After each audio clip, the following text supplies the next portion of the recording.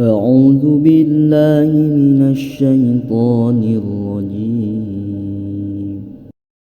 Anu ngocor ka alam kubur tilu kasauran Rasul.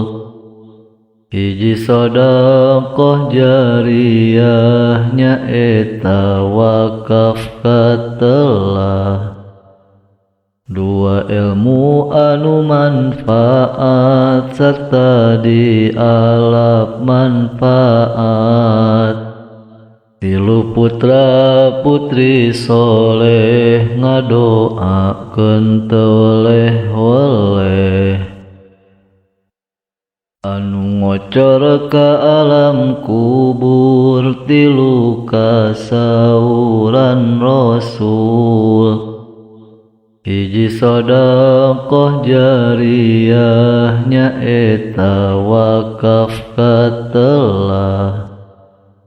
Dua ilmu anu manfaat serta dialap manfaat.